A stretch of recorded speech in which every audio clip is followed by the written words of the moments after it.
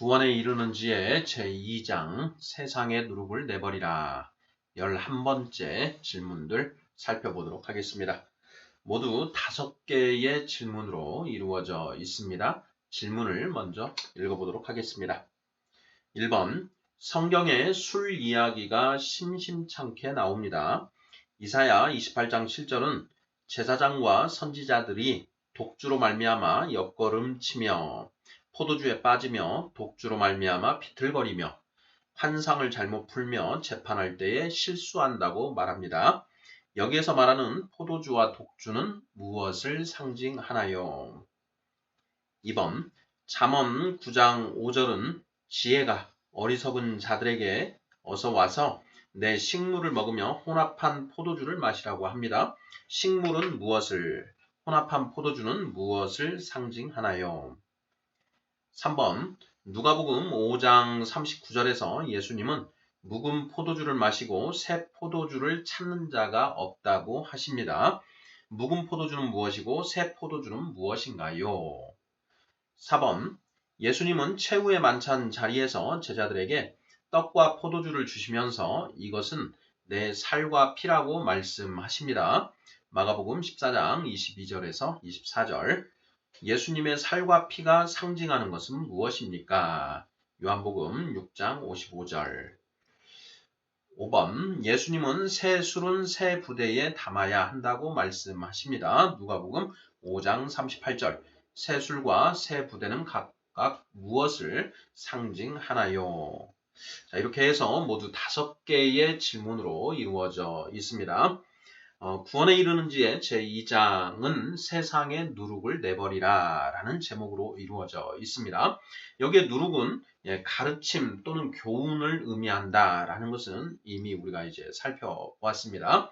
자, 세상의 누룩을 내버리라 라는 이 장과 관련해서 술에 관한 얘기를 한 적이 있습니다.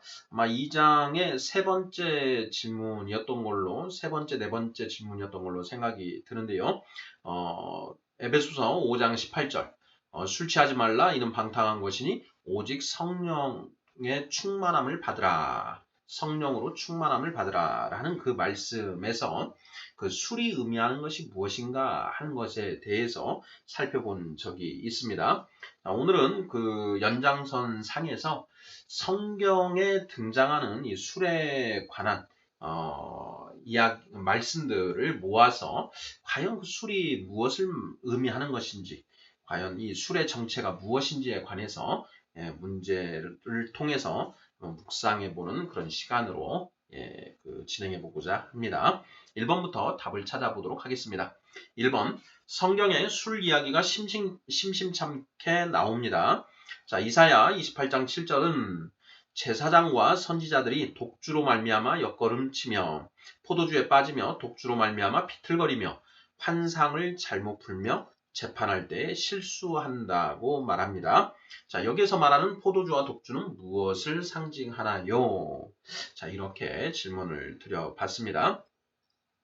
자, 이사야서 28장을 보면 이제 이 술에 대한 이야기들이 이야기로 시작이 됩니다. 28장 1절. 에브라임의 술 취한 자들의 교만한 면류관은 화 있을진저 술에 빠진 자의 성 곧 영화로운 관같이 기름진 골짜기 꼭대기에 세운 성이여 쇠잔에 가는 꽃 같으니 화 있을진저.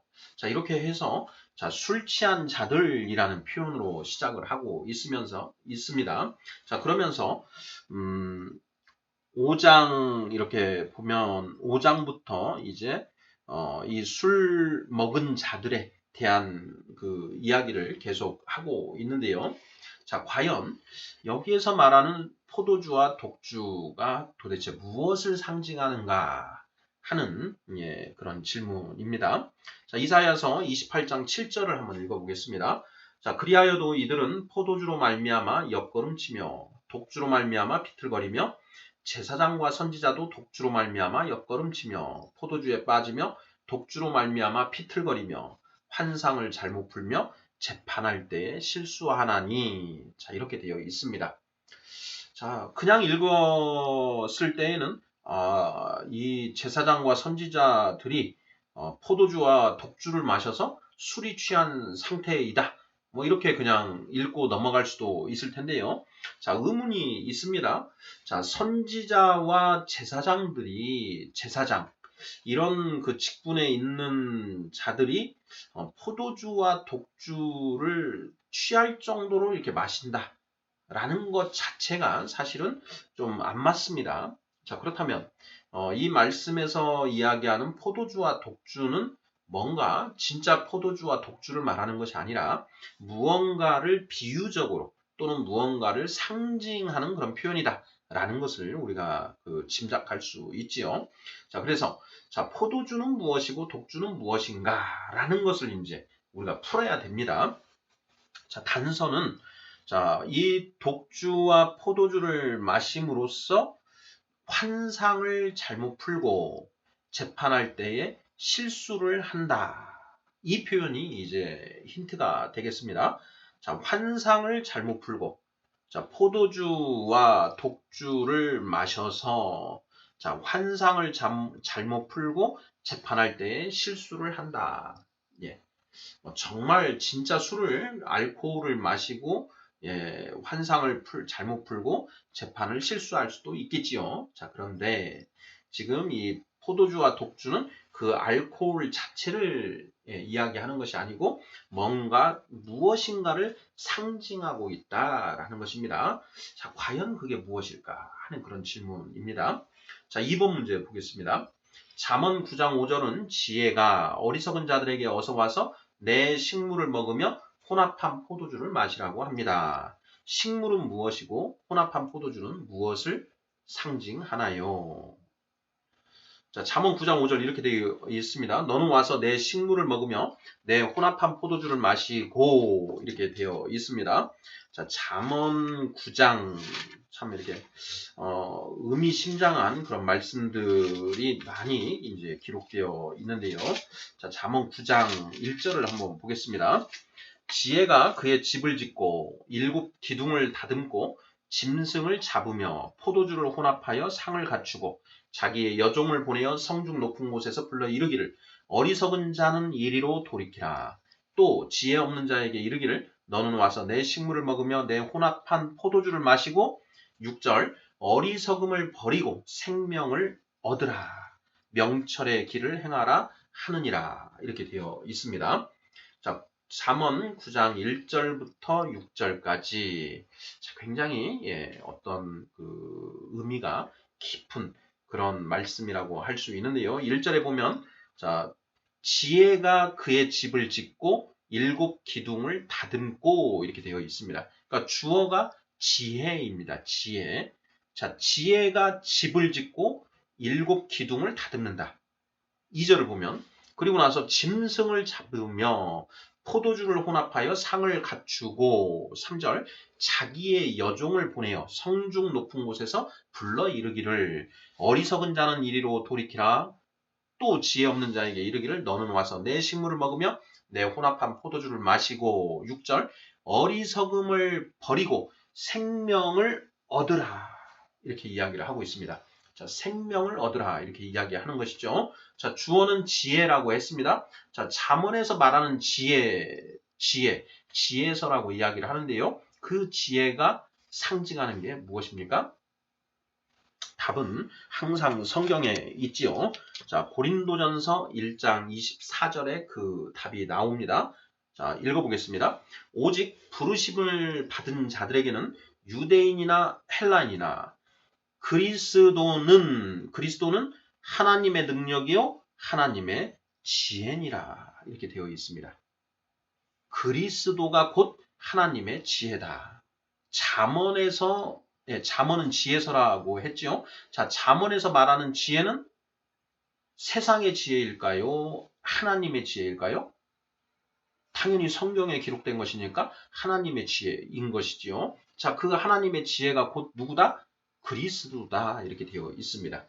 그러니 잠언에서 말하는 지혜는 곧 예수 그리스도 하나님의 말씀으로 바꿔서 우리가 이해를 하면 틀림없다라는 얘기입니다. 자, 그래서 잠언 9장 1절에 지혜가 그의 집을 짓고 7 기둥을 다듬고 이렇게 되어 있습니다.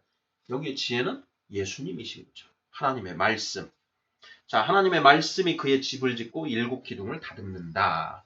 그의 집, 예수님의 집, 예수님의 집, 교회라고 할 수가 있겠죠. 교회의 일곱 기둥. 저는 이제 그 일곱 기둥이 무엇이냐, 진리의 기둥 아닐까 이렇게 이제 묵상을 하고 있기는 한데요. 꼭 정답이라고 장담은 못합니다. 자, 잠언 9장 5절은 지혜가 어리석은 자들에게 어서 와서 내 식물을 먹으며 혼합한 포도주를 마시라고 합니다. 자, 식물은 무엇을, 혼합한 포도주는 무엇을 상징하나요? 식물은 먹을 식자에 그 물건 물자를 씁니다. 그러니까 곧 빵이라고 바꿀 수 있습니다. 자, 빵과 떡과, 그러니까 떡과 포도주를 마시라고 합니다. 이렇게 되어 있죠. 뒤에서 이제 살펴보겠지만 예수님이 자, 너희는 이 빵을 먹으라. 그리고 이 포도주, 이 잔을 들라. 이렇게 얘기를 하시죠. 그러면서 이 떡과 포도주가 내 살과 피다라고 이렇게 말씀을 하시죠. 자, 그러면 이 살과 피가 의미하는 것이 무엇인가 하는 그런 이제 그 질문까지 이제 나아가게 되는데요. 일단 그 문제는 3번에서 살펴보고 잠언 9장 5절에서 자, 지혜가 너희는 와서 내 떡과 포도주를 먹으라 이렇게 이야기를 하고 있는데 이 떡과 포도주가 결국 무엇일 것인가? 이 문제를 또 풀어야 한다라는 것이죠. 자, 지혜는 곧 하나님의 지혜, 곧 예수 그리스도를 가리킨다라고 했습니다. 자, 예수 그리스도는 하나님의 말씀이다. 그러면 떡과 포도주도 결국은 하나님의 말씀을 의미하는 것 아닐까? 이렇게 우리가 추론을 해볼 수 있습니다. 자, 2번까지 봤고요. 3번 보도록 하겠습니다. 자, 누가복음 5장 39절에서 예수님은 묵은 포도주를 마시고 새 포도주를 찾는 자가 없다고 하십니다. 자, 묵은 포도주는 무엇이고 새 포도주는 무엇인가요? 이 말씀은 그 앞에 나오는 그 새 옷, 그리고 새 조각, 그리고 새 포도주 낡은 가죽 부대에 이어지는 그 말씀입니다. 그래서 그 연장선 상에서 우리가 생각을 해볼 필요가 있는데요. 36절부터 한번 읽어보겠습니다. 또 비유하여 이르시되 새 옷에서 한 조각을 찢어 낡은 옷에 붙이는 자가 없나니 만일 그렇게 하면 새 옷을 찢을 뿐이요 또 새 옷에서 찢은 조각이 낡은 것에 어울리지 아니하리라. 37절 새 포도주를 낡은 가죽 부대에 넣는 자가 없나니 만일 그렇게 하면 새 포도주가 부대를 터뜨려 포도주가 쏟아지고 부대도 못 쓰게 되리라. 새 포도주는 새 부대에 넣어야 할 것이니라. 그러면서 이제 39절에서 묵은 포도주를 마시고 새 것을 원하는 자가 없나니 이는 묵은 것이 좋다 함이니라. 이렇게 이어집니다. 자, 우리가 이제 그 낡은 옷에 새 조각을 붙이는 그 내용하고 그리고 새 포도주를 낡은 가죽 부대에 넣는다라는 것이 무엇인지에 대해서는 이미 살펴본 바가 있습니다. 자, 그런데 이 비유를 하시고 나서 또 이 누가복음에만 이 말씀이 들어가 있는데요. 자, 묵은 포도주를 마시고 새 것을 원하는 자가 없나니 이는 묵은 것이 좋다 함이니라. 이렇게 말씀을 하셨습니다. 자, 도대체 묵은 포도주는 무엇이고 새 포도주는 무엇인가? 이것도 이제 우리가 풀어야 되는 그런 과제거리라는 것이죠.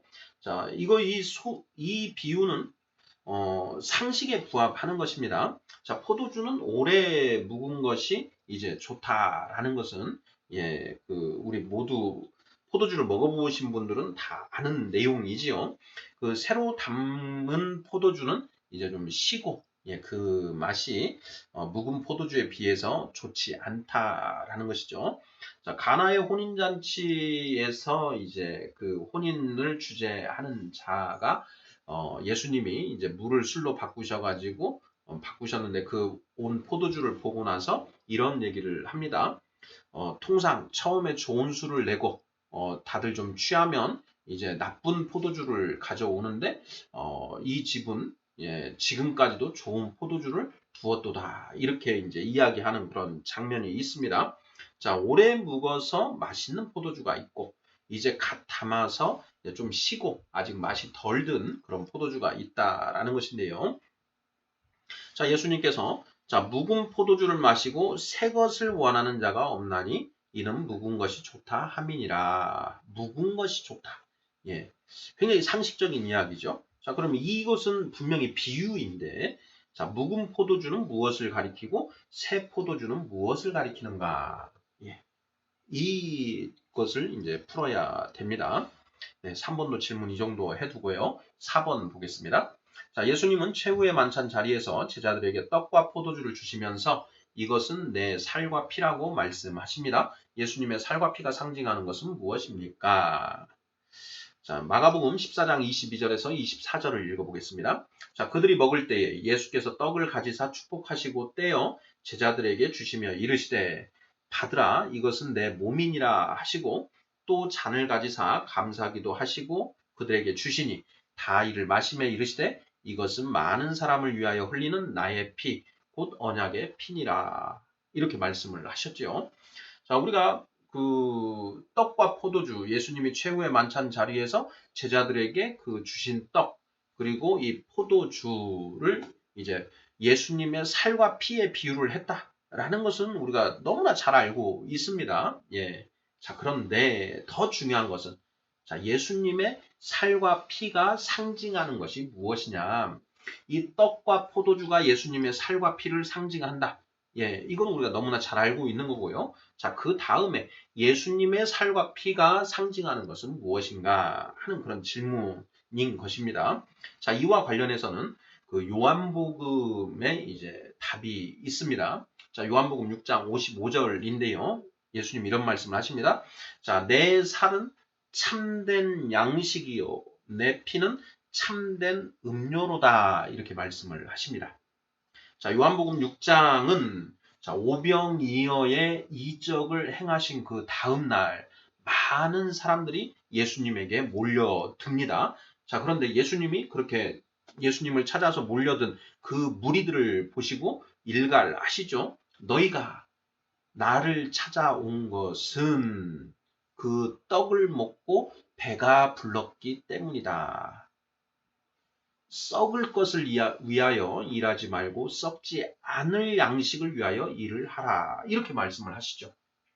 자, 그러면서 예수님이 이제 만나 이야기도 해주시고 그러면서 내가 하늘에서 내려온 살아있는 떡이다. 이런 말씀을 하십니다. 그러면서 그 모여있는 사람들에게 너희가 내 살을 먹고 내 피를 먹어야만 너희가 영생을 얻을 수 있다. 이런 말씀을 하시는 것이죠.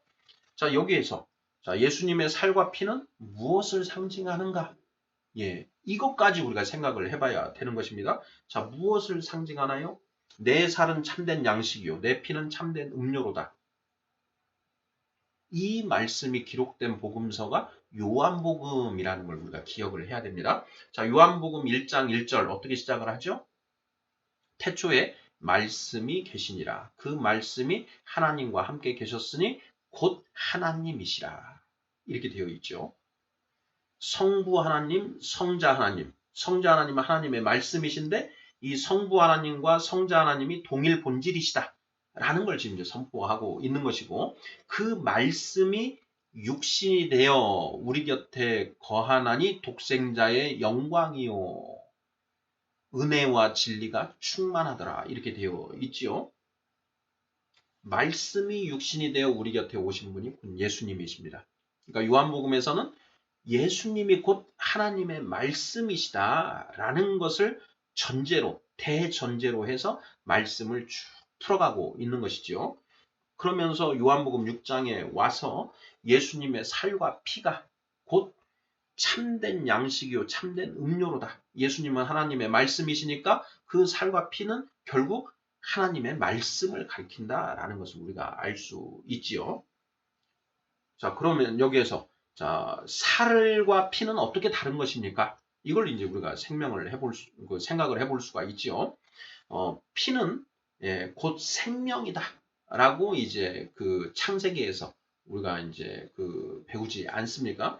그래서 이 피라고 하는 것은 더 살보다 피가 더 중요한 것이다 라는 걸 알 수 있습니다.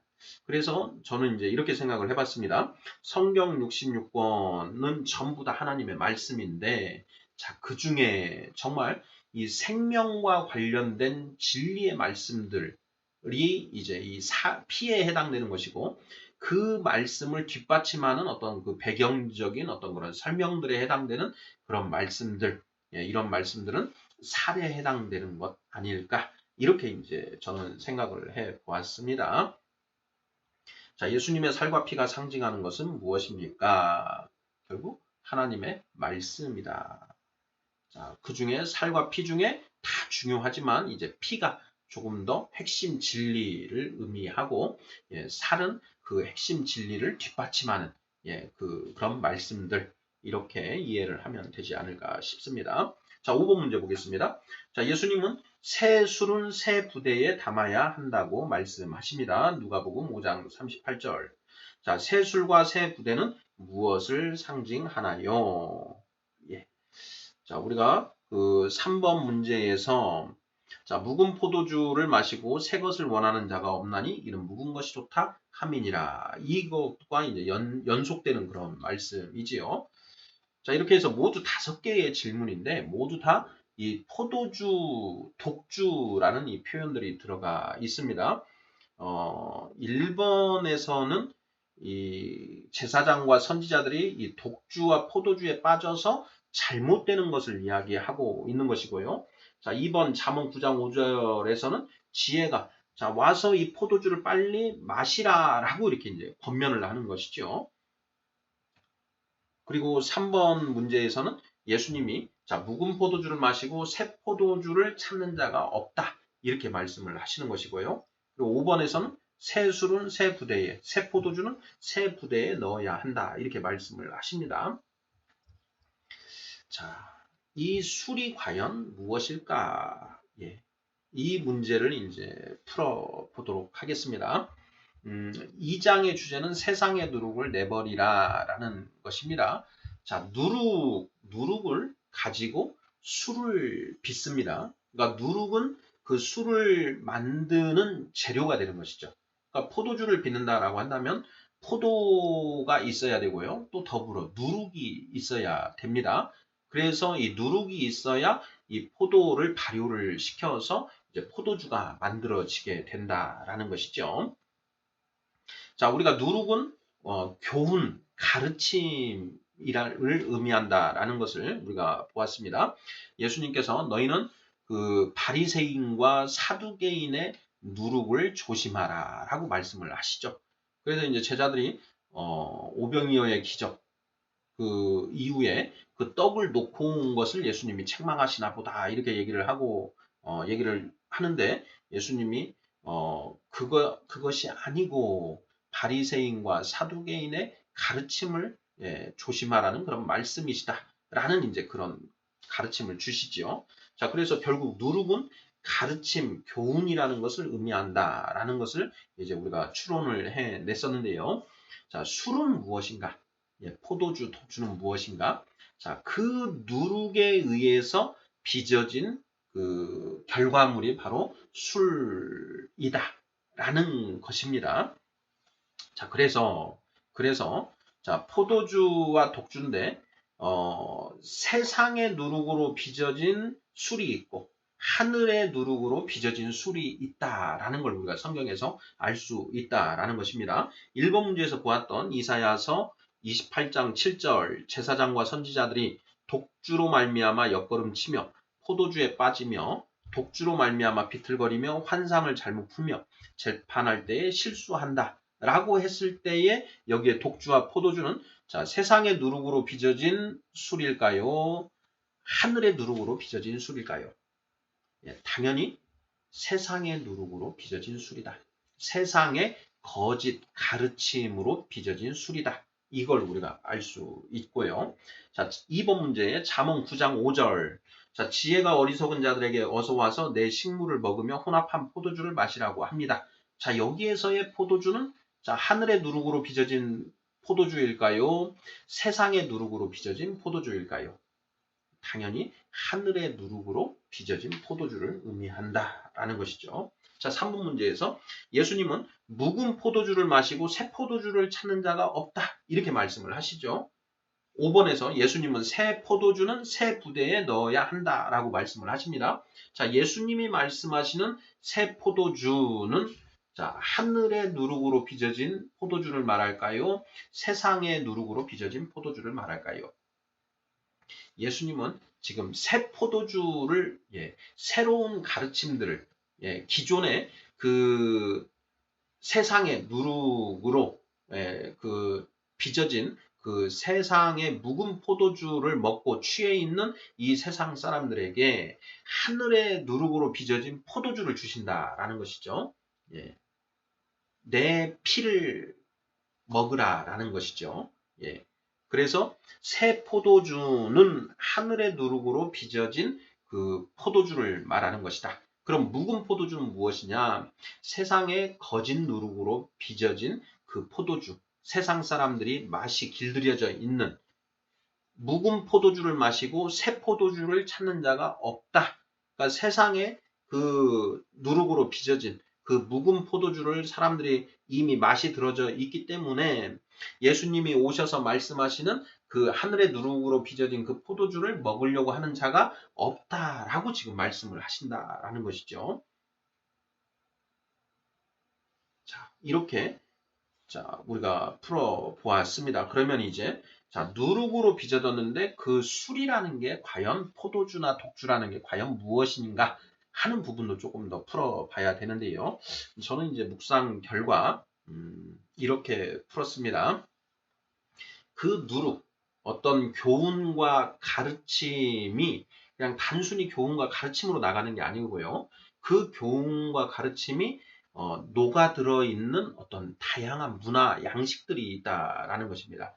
예를 들어서 시도 있을 수 있고요. 그리고 뭐 소설, 그리고 광고, 그 다음에 어떤 명언 이런 것들이 있을 수 있지요. 그러니까 이 세상의 가르침을 핵심적으로 담고 있는 어떤 그 광고가 있다거나, 또 하늘의 가르침을 담고 있는 어떤 그런 그 영화, 이런 것들이 있을 수가 있는 것이죠. 그런 것들이 바로 술 아니냐. 문화라고 생각하면 되겠습니다. 문화. 그래서 세상의 누룩으로 빚어진 문화, 그리고 하늘의 누룩으로 빚어진 문화, 이것을 술이라고 한다라는 것이 이제 저의 묵상입니다. 자, 그래서 에베소서 5장 18절에 술 취하지 마라 이는 방탕한 것이니 오직 성령 충만함을 받으라 이렇게 되어 있지요. 자, 그럼 여기에서 술 취하지 말라라고 했을 때 그 술이 우리가 먹는 알코올을 이야기하는 것이 아니라 세상의 누룩으로 빚어진 세상의 문화, 그거에 취하지 말아라. 그 세상의 문화는 방탕한 것이다. 그러니 그러한 것들에 젖지 말고 그런 술 먹지 말고 성령 충만함을 받으라. 성령은 곧 진리의 영이시죠. 그러니까 진리, 하늘의 누룩으로 빚어진 그 문화, 이것을 가르침을 받아들여서 너희가 진리로 새롭게 되어라. 진리로 충만해져라. 라는 그런 말씀이라는 것입니다. 자, 구원에 이르는 지에 제2장 세상의 누룩을 내버리라. 성경의 술의 정체가 무엇인지에 관해서 5개의 질문들을 풀어보았습니다. 저는 이제 이 중에서 예수님의 살과 피, 우리가 이제 성찬식을 하지 않습니까? 성찬을 할 때 우리가 이제 그 떡과 포도주를 이제 먹으면서 예수님을 이제 기념하는데요. 자, 우리가 예수님을 기념한다라고 했을 때 그 예수님의 이 떡과 포도주가 예수님의 살과 피를 상징한다. 자, 그러면 예수님의 살과 피는 무엇을 상징하는가? 거기까지 나아가야 된다고 저는 생각을 합니다. 그래서 예수님의 살과 피는 곧 하나님의 말씀이다라는 것까지 우리가 생각을 해서 결국은 그 성찬의 의미가 예수님이 이 땅에 오셔서 자기 몸을 주셔서 우리의 죄사함 받을 수 있는 길을 열어주셨지요. 자, 죄사함을 받은 이후에 우리는 이제 장성한 자가 되어야 됩니다. 이제 성화의 과정을 겪어서 장성한 자가 되는 것인데 우리가 장성한 자 되는 것은 오직 무엇에 의해서 가능하냐? 성령님의 조명하심 하에 하나님의 말씀을 깨닫게 됨으로써 장성한 자가 된다라는 것이죠. 그래서 우리가 이 성찬식을 할 때 예수님의 살과 피를 생각하면서 그 살과 피가 하나님의 말씀이다라는 것. 그래서 우리가 그 성찬식을 통해서 내가 성경 66권에 기록된 하나님의 말씀을 열심히 읽고 연구하고 암송하고 묵상하는 그런 것들을 해야 된다라고 하는 예수님의 가르침이다. 여기까지 우리가 생각을 해야 맞지 않을까. 저는 그렇게 묵상하고 있습니다. 네, 아멘.